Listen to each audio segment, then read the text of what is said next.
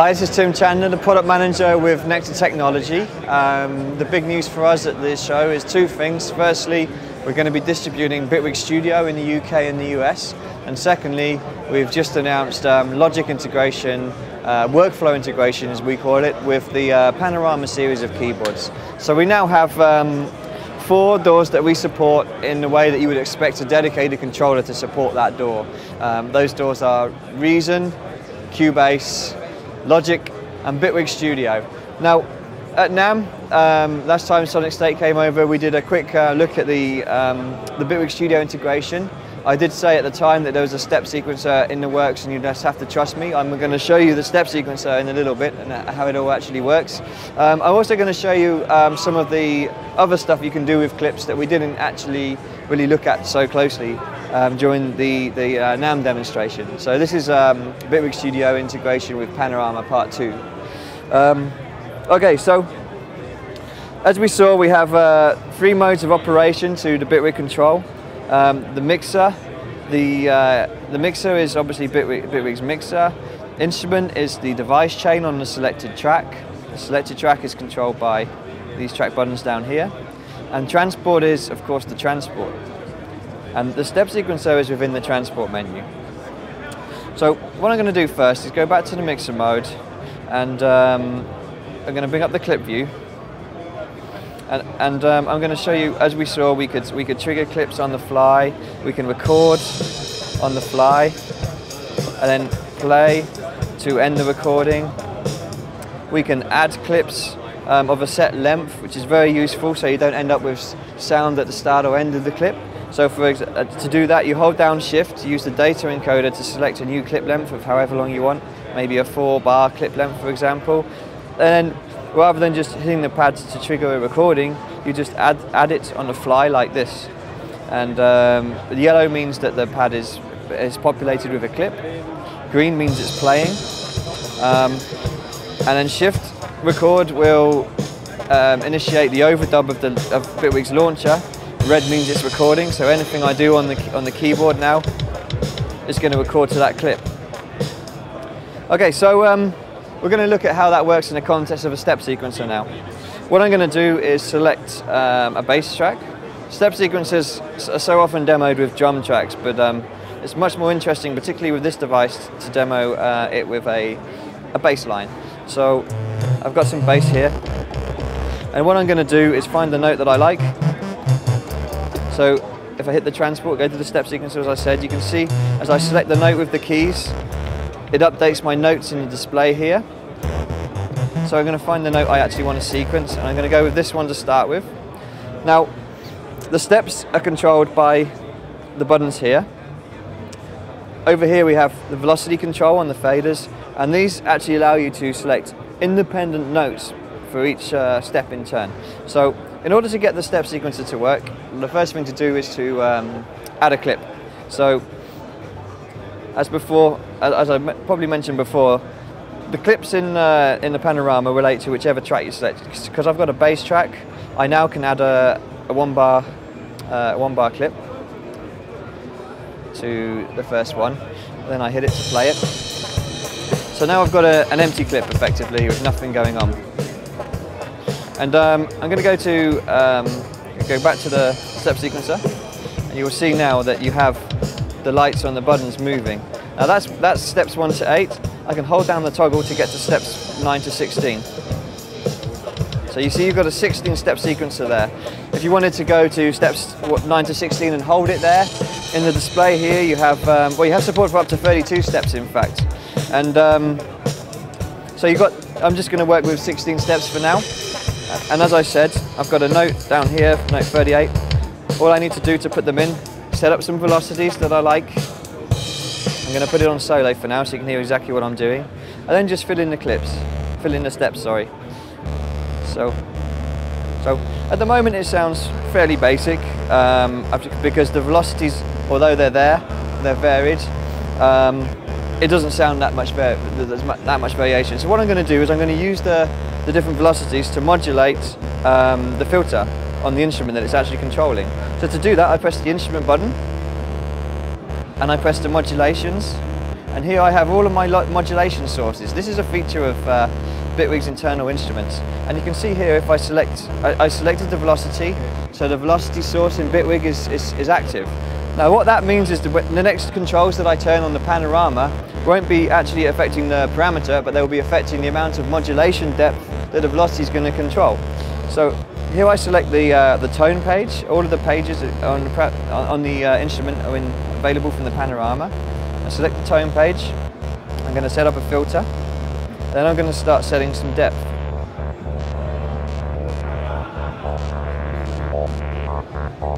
So it's starting to sound something a bit more musical now. Bring in the drums again. So it's starting to sound like something's going on.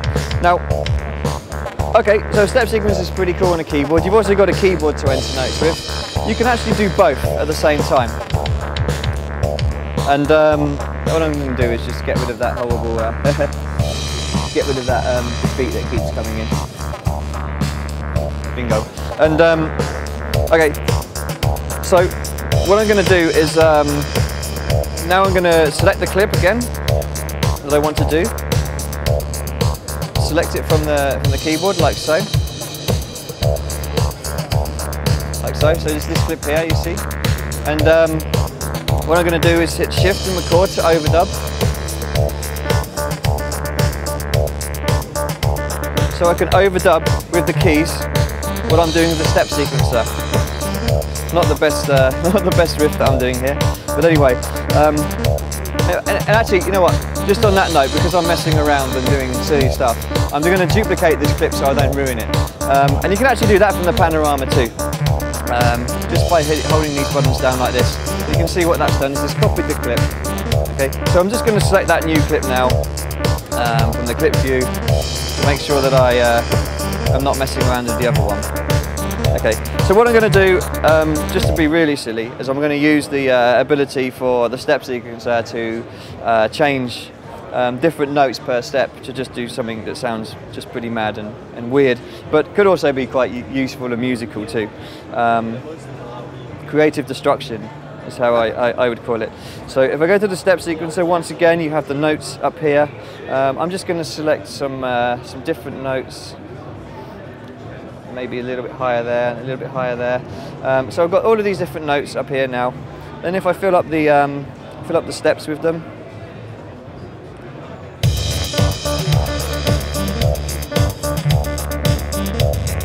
what it does is it then overdubs the notes to the different notes that I selected up here. So there's lots of functionality you can do combining a keyboard with a step sequencer. Of course you can use the step sequencer to do drum patterns if you like. This functionality, the step sequencer is coming out of Bitwig. It's built into the Bitwig's API. It's only accessible with a hardware controller that it's using the API, and the Nektar Panorama really brings that kind of API to life. One other thing I'd like to show about clips, I guess, that I haven't really shown yet, is the fact that we've seen that we can trigger per track at the moment. The other thing that you have if you hold down Shift is you have these, you see this light starts to flash. That means that this clip is playing. Now, if I hold down Shift and use these buttons, the fast forward and rewind on the transport, you can see that I'm actually moving the selected scene. And I have a choice of either triggering the active scene by pressing the toggle mute button, or all of these tracks down here relate to the clips within the selected scene that I have. So if I selected scene 1, for example, and I triggered, if I turn that one off and trigger this one instead.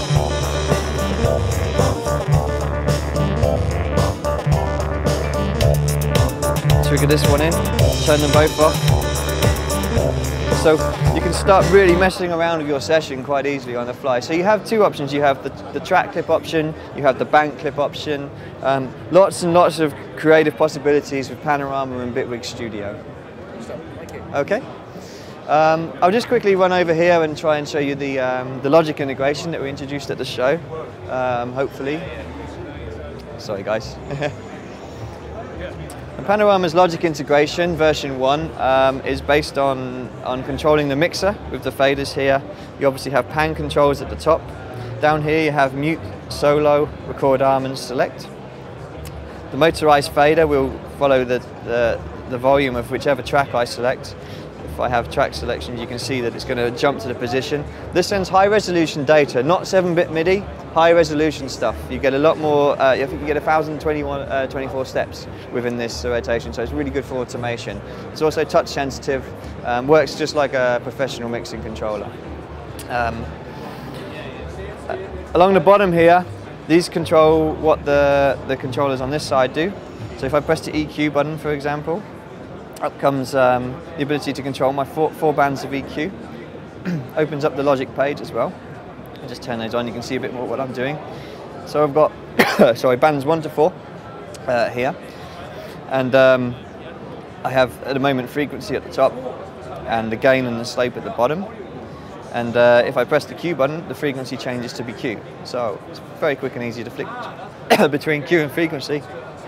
Bands 5 to 8, you just press the bands 5 to 8 button, so you have full control of an 8-band EQ in Logic. Back to the mixer, we have the sends. Again, the sends page, I select a track with some sends on it, hopefully, would be useful. Let's go have a look in here, there we go. So you have the send amount, you have the ability to bypass your sends, active or muted. And you can change the position between post and pre as well, or post pan as well. That's neat. The bypass has always been missing from a lot of automation. Yes, yes. But see, it's this kind of function, it's this feedback that makes us able to do that kind of stuff, you know. Nektar is always able to go that little bit further than anyone else because we have this amazing hardware that we work with. Inserts, again, you can control up to well, as many slots as there are. I think there's about 16 slots of inserts. But basically, you know, more than 2, like I think a lot of controllers get stuck at. As you select your insert, you have then the ability to page through the controls, and at any time, pressing the button where the page number is will always go to the top page, so you can always get back to your 8 most useful controls as well. The smart controls are mapped. Hit the smart button. You can view the smart controls in Logic, and it's pretty simple. You just have 1 to 8, 9 to 16. So very, very straightforward. Again, whichever track you select, there's your smart controls. And finally, we've mapped the instrument. Currently, just on these 8 encoders, this always stays mapped to the mixer. That's just due to some issues that we have to deal with in the SDK to make the instrument work really the way we would like for the panorama controllers. But in the meantime, we wanted to give you some good control. We wanted to give you some integration. So you have the pages of controls. You can see very clear feedback, the instrument name, the parameters, the values. You can change the patch of the instrument very quickly, like so. And you can obviously flick through different pages of controls, and at any time, like I said, go back to the top level, which is obviously the most important in this case because you've got the macro controls of the ES2. Navigation-wise, pretty straightforward. The track buttons work up and down, select the track. Patch buttons change the actual mixer preset. You can see as I change here, it changes the mixer preset. And it tells me in here what the actual mixer preset is as well. Right, cool. And then obviously the transport buttons work as you would like. Undo, click, record arm, go to the start and end of the loop. And yeah, click track on and off, loop on and off. So again, it's very, very functional. Significantly reduces how much mousing and QWERTY control you're doing. So when you're actually making music and in the element, making tunes, you can do it all from the panorama. Okay.